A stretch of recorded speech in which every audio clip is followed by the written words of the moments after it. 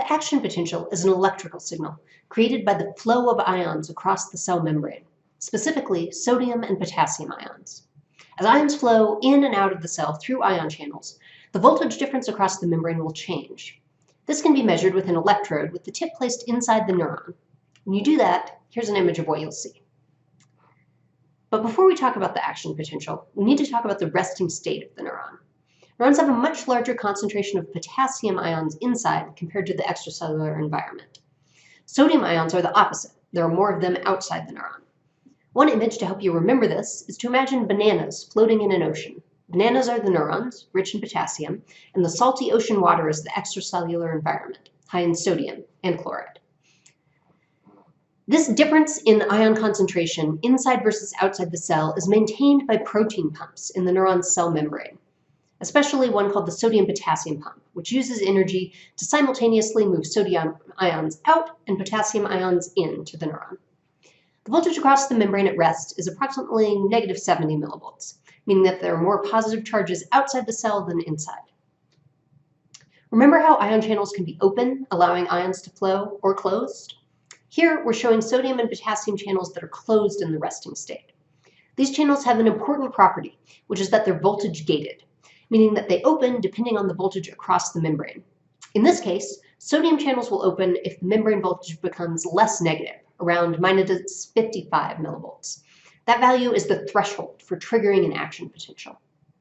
So, something happens to depolarize the neuron a little, meaning the voltage difference across the membrane between inside and outside the cell becomes slightly less negative. And we'll talk about what that initial event could be in a moment. Once the voltage hits the threshold at which the sodium channels open, sodium ions will flow into the cell, following both their chemical and electrical gradients, at least initially. This influx of positive ions will cause the voltage to increase further, eventually reaching about +40 millivolts. Around that point, these sodium channels will enter an inactivated state and stop allowing sodium to flow. Now, the voltage-gated potassium channels are opening, and potassium flows out of the neuron, down its electrical and chemical gradients, bringing the voltage across the membrane from positive back to negative, and even overshooting a little before it returns to baseline. Notice that all of this is happening in about 2 milliseconds. The number of ions that actually move across the membrane during a single action potential is small compared to the total number of ions around. So the overall concentration gradients haven't really changed. But the sodium-potassium pump will keep moving sodium ions out and potassium ions in to keep those gradients from getting run down by the movements of ions over the course of many action potentials. Everything I've described so far can be imagined as happening in just one small patch of the neuronal membrane. But an action potential doesn't happen at every part of a neuron's membrane at the same time. Instead, it begins in one location and then moves or propagates along the neuron.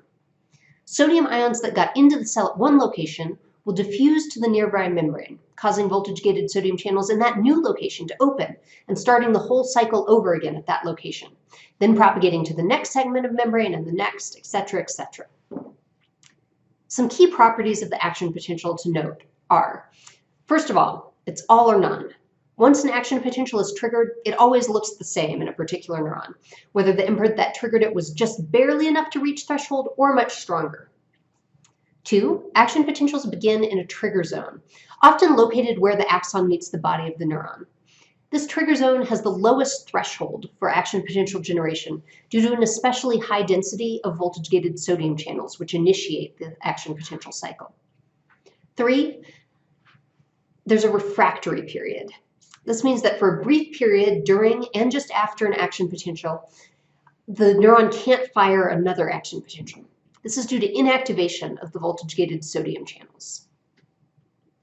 Let's go back to the question of what starts an action potential. For sensory neurons, for example, neurons in your skin that sense touch, it's the interaction of some part of the outside world with a specialized receptor. For touch, that receptor is a mechanically gated ion channel that will be pulled open when the skin is deformed by pressure. Or for an olfactory receptor neuron, the binding of a particular chemical to a receptor in the neuron's membrane will cause the initial depolarization, which then leads to an action potential. For a neuron in the brain, it's chemical signals sent by other neurons via specialized junctions between neurons called synapses.